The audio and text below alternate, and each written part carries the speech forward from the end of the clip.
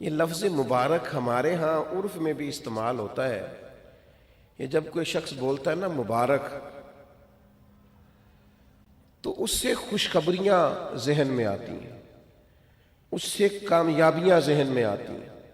جب کہا جاتا ہے آپ کو مبارک ہو، مبارکباد ہو، تو اس سے انسان کی حاشیہ خیال میں محسوس ہوتا ہے کہ کوئی عظیم انعام ملا ہے، کوئی عظیم رحمت عطا ہوئی ہے، کوئی منفرد سا حسین سا خوبصورت سا تحفہ ملا، کسی بہت بڑی کامیابی سے اللہ تعالیٰ نے ہمکنار فرمایا ہے، تو پھر کہتے ہیں مبارک ہو.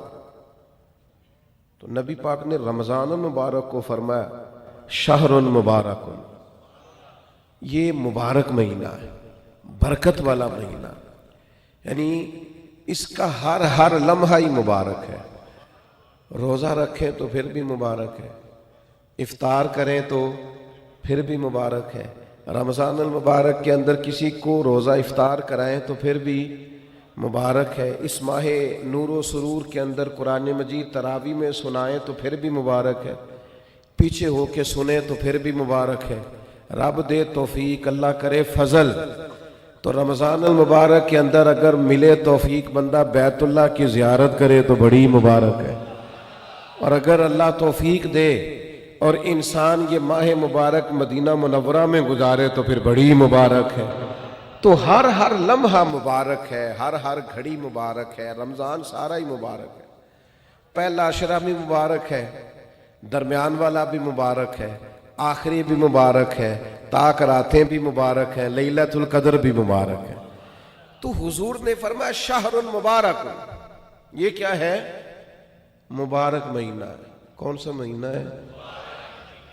یہ جتنے لوگ مایوس ہیں نا کسی بھی وجہ سے، خدا نخواستہ پریشان ہیں کسی بھی وجہ سے، محسوس کرتے اب پیچھے رہ گئے کسی بھی وجہ سے، تو وہ یوں سمجھ لیں کہ یہ وہ مہینہ آ گیا ہے جس میں مبارک ہی مبارک ہے، جس میں کرم ہی کرم ہے، عطا ہی عطا ہے. اب پریشان نہیں ہونا. شہر مبارک، یہ مبارک مہینہ آ گیا، برکت والا مہینہ آ گیا. اب کوئی پریشانی نہیں، کوئی پچھتاوا نہیں، کوئی پیچھے نہیں ہٹنا، کوئی کمزور نہیں پڑنا. یہ مبارک مہینہ، اس کو نبی کریم نے مبارک کہا.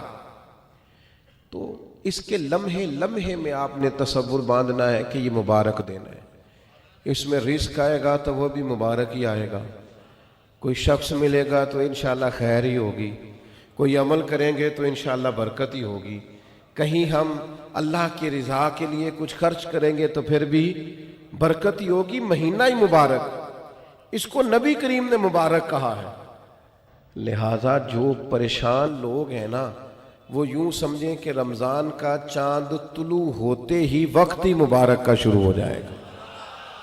بیمار سمجھیں کہ شفا ہونے لگی ہے، مکروہ سمجھیں کہ رہائی ملنے لگی ہے، تنگ دست سمجھیں کہ وسعت آنے لگی. اور حدیث میں لفظ بھی ہیں، مشکات شریف میں یہ لفظ حدیث کے موجود ہیں. حضور فرماتے ہیں رمضان المبارک میں مومن کا رزق بڑھا دیا جاتا ہے، اس کے رزق میں برکت کر دی جاتی ہے.